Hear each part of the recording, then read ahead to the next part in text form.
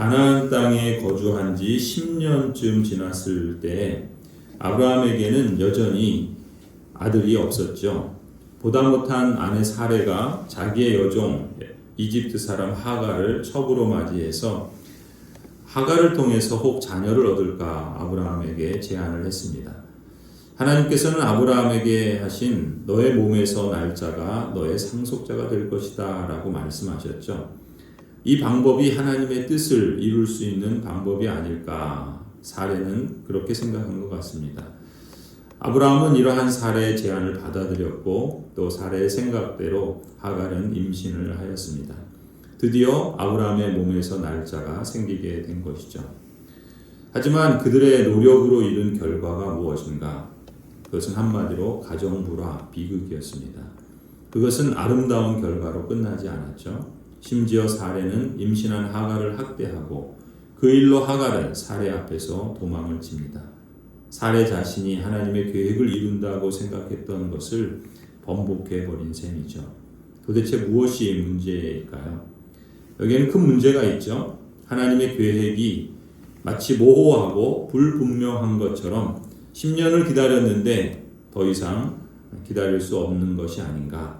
그래서 하나님께서 내 몸에서 날짜가 너의 상속자가 되리라 그러한 말씀을 분명하게 밝혀주셨지만 그렇다면 그 몸에서 날짜란 게 어떻게 태어날 수 있는가? 아브라함의 씨만 되면 되는 것 아닌가? 그렇게 사레는 생각했고 또 그러한 생각에 기초해서 자신이 아니라 그의 여종을 통해서 아브라함에게서 날짜를 태어나게 했다라고 볼 수 있겠죠.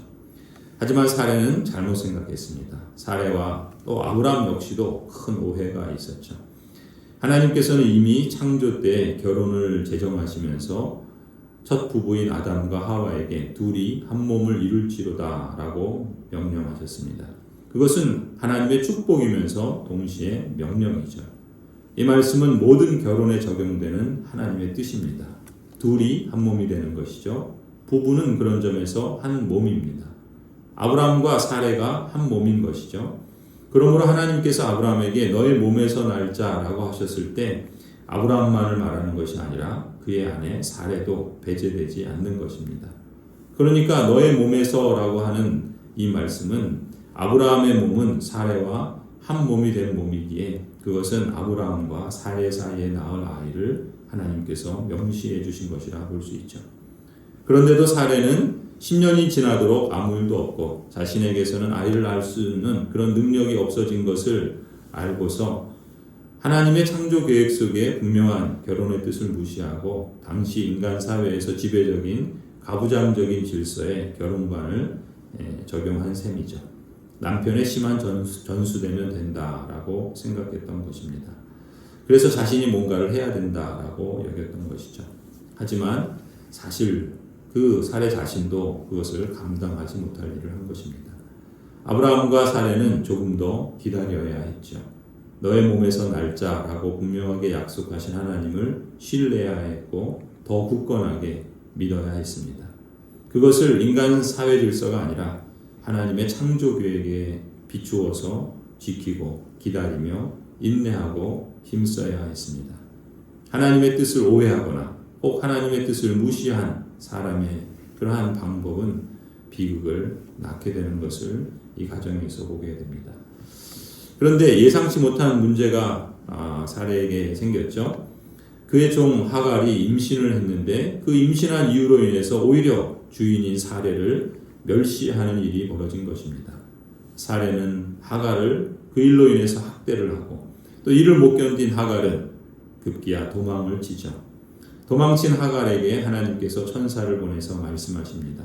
8절에 너가 어디서 와서 어디로 가는 길이냐. 이것은 비단 지금 지리적으로 어디서 와서 어디로 가느냐라는 것만 묻는 게 아니죠. 인생이 어디서 와서 어디를 향해야 하는지를 묻는 근원적인 질문이라고도 볼 수가 있습니다. 하갈에게 이렇게 물은 하나님께서는 천사를 통해서 다시 하갈에게 명령하십니다. 주인에게로 돌아가서 복종하면서 살아라. 하나님께서 하갈의 부르짖음을 들으셔서 아들을 주셨습니다. 그 이름을 친히 이스마엘이라고 부르도록 함께 말씀해 주셨습니다. 다시 사레의 곁으로 돌아온 하갈은 때가 되어서 실제로 아들을 낳았고 하나님께서 천사를 통해서 지시한 대로 그 이름을 이스마엘로 지었습니다. 그때가 아브라함의 나이가 86세였다 기록하죠. 살아계신 하나님께서 이처럼 하갈의 고통을 보시고 그에게 찾아오시고 그를 돌보아 주십니다. 하갈이 고통 가운데서 부르짖는 소리를 주님께서 들으셨죠. 주인에게 복종하지 않는 하갈이었지만 하나님께서 그 고통을 감찰해 주셨습니다. 약속의 자녀는 아니었지만 하나님께서 돌보아 주셨습니다. 이스마엘을 통해서도 또한 큰 민족을 이루도록 축복해 주셨습니다.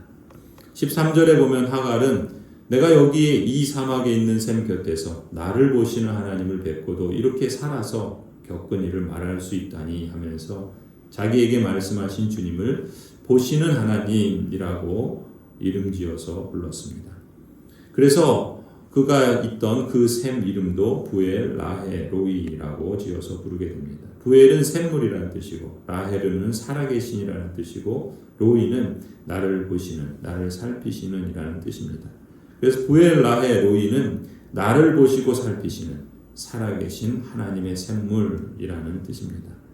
그야말로 살아계신 하나님께서 보시고 살피신 것이죠. 그러할 때 길이 달라지는 것입니다. 도망치는 길이 아니라 참된 주인이신 하나님의 말씀대로 순종하며 약속하신 복을 누리게 되는 길로 바뀌게 되지요. 살아계신 하나님께서 고통 중에 부르짖는 소리를 들으시고 돌보시면 사막의 샘 곁에서 해결책이 만들어집니다.